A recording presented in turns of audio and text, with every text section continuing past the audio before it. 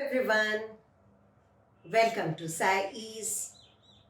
In the last video, I told you about the processes of digestion and also about the parts of the digestive system.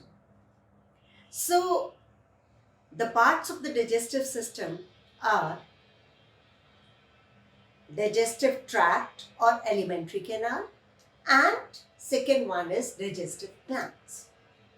Now, in this video, I am going to start with the parts of the alimentary canal. First part, that is the mouth, or we can say buccal cavity. तो हम भोजन कैसे खाते हैं? किसके through सबसे पहले भोजन? First, we put our food in our mouth or buccal cavity. ठीक है? सबसे पहले हम माउथ के थ्रू अपना भोजन खाते हैं और जिसको हम क्या बोलते हैं? इंजेक्शन. अब माउथ में क्या क्या होता है? टीथ होते हैं, टंग होती है, ग्लैंड्स भी होते हैं. उन सब के बारे में मैं आपको इस वीडियो में बताने जा रही हूँ. सबसे पहले बात हम करेंगे टीथ की. What is the function of teeth? We chew our food with our teeth. Mechanically हम भोजन को छोटे छोटे टुकड़ों में बांटते हैं, उसको डिवाइड करते हैं by our teeth. Okay? And the process, this process is known as mastication. So teeth help us to chew food. The process of chewing food, that is called mastication. You must remember this name. Okay? This word. तो अब भोजन हमने क्या किया? Chew कर दिया अपने teeth के साथ. अब मैं एक और बात बताना चाहती हूँ कि जब बच्चा 10 महीने का या 11 महीने का या 1 साल का होने वाला होता है तो उसके टीथ आने शुरू होते हैं. फ्रंट टीथ पहले आएंगे. ओके? ऐसे करके उसके टीथ अपीयर होने शुरू होते हैं और by and by full denture उसका आ जाता है. So in all 20 teeth they will appear in small young children. Okay? And those teeth, they are known as milk teeth. So young children have only 20 teeth which are known as milk teeth. अब ये milk teeth at the age of 6 to 8, आपको पता होगा, आपके भी टूटे हैं जब, तो 6 to 8 एज में ये मिल्क टीथ सारे टूटने शुरू हो जाते हैं और नए टीथ आने शुरू हो जाते हैं. और वो न्यू जो टीथ आते हैं उनको हम क्या बोलते हैं?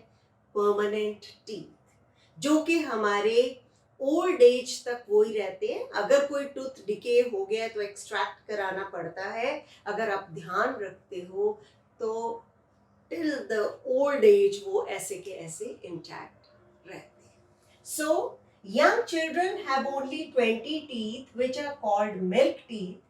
Milk teeth, they are replaced by permanent teeth at the age of 6 to 8. तब बच्चे रोते हैं ना, हमारा दांत टूट गया, अपनी मम्मा को बताते हैं. ठीक है? ब्लड आता है तो थोड़ा डर से भी जाते हैं, लेकिन ये सबके केस में होता है कि milk teeth they are replaced by the permanent teeth. Okay? Now अब ये टीथ किस में रूटेड होते हैं? आपके यहाँ पे मैं दिखाती हूँ नीचे, इसको क्या बोलते हैं? Gums. So each tooth that is rooted in a separate socket in the gums. Gums में ये सारे टीथ, एक एक टीथ एक एक सॉकेट में ये लगा, उसमें एम्बेडेड होता है. ठीक है? अब हमारे टीथ जो हैं उनका, if you see them, you will see that they have different shapes and also they perform different functions. So in our mouth or buccal cavity there are 4 types of teeth. 4 तरह के teeth होते हैं. सबसे पहले अगर बात करें हम फ्रंट टूथ की, जिसके साथ हम किसी भी चीज की कटिंग और बाइटिंग करते हैं. आप एक एप्पल ले लो और उसको बाइट करो.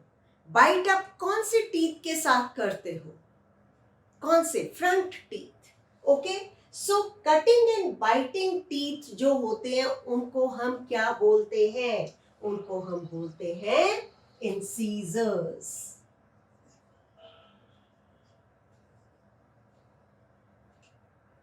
उसको हम क्या बोलते हैं?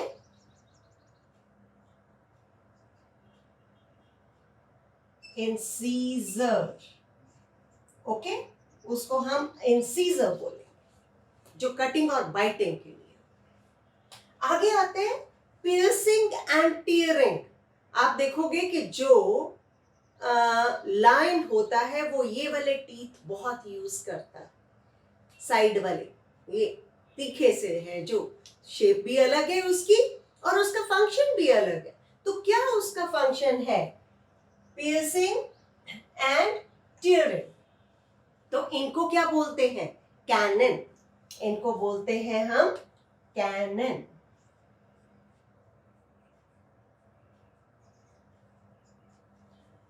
और जब हम भोजन को च्यू करते हैं, चबाते हैं और ग्राइंड करते हैं ताकि वो उसको मैकेनिकली, मैंने बताया ना आपको कि उसको छोटे पीसेस में, पहले तो एक हम काफी बड़ी बाइट लेते हैं, लेकिन वो स्लाइवा के साथ मिक्स होके और टीथ के जो पिछले टीथ हैं हमारे, उनकी हेल्प से उनको हम छोटे छोटे टुकड़ों में डिवाइड कर देते हैं.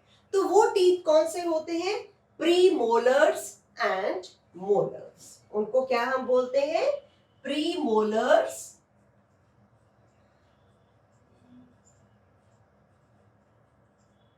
And molars.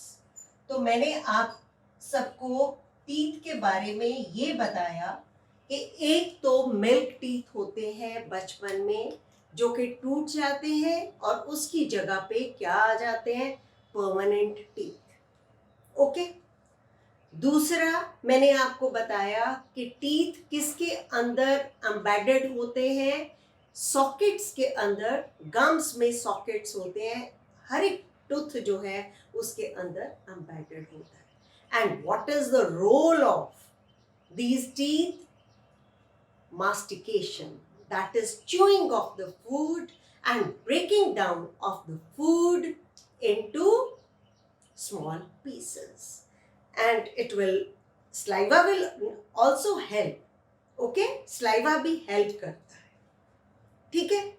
अब टीथ का किस तरह से हम, जब भोजन हमने खाया तो मैंने आपको बताया कि वो स्मॉल पीसेस में हो गया डिवाइड, लेकिन जो स्लाइवा होता है उसमें कुछ एंजाइम्स होते हैं. ठीक है, जो कि कार्बोहाइड्रेट्स, जो हमने रोटी खाई या चावल खाए, उनमें क्या होता है? उनमें स्टार्च, कार्बोहाइड्रेट्स होते हैं और उन कार्बोहाइड्रेट्स पे स्लाइवरी ग्लैंड्स, जो कि हमारे बक्कल कैविटी में प्रेजेंट है, वो एक एंजाइम सिक्रीट करेगा. वो उसको क्या बोलते हैं? क्या बोलते हैं? Amylase. Okay, salivary amylase that is secreted. और वो अमाइलेज फूड पे एक्ट करके फूड को और सॉफ्ट और स्टार्च की ब्रेकडाउन इनटू शुगर्स कर देता है.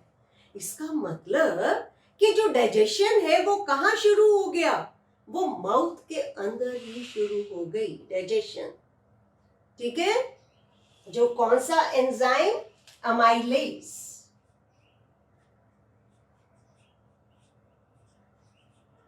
Amylase enzyme that will act on the carbohydrates and break them into sugars. Simple form sugars में and itself in the mouth only. अब बात आती है कि टीथ जो हमारे बहुत ही इम्पोर्टेंट रोल प्ले कर रहे हैं, उनको संभाल के उनको कैसे ठीक ठाक रखना है।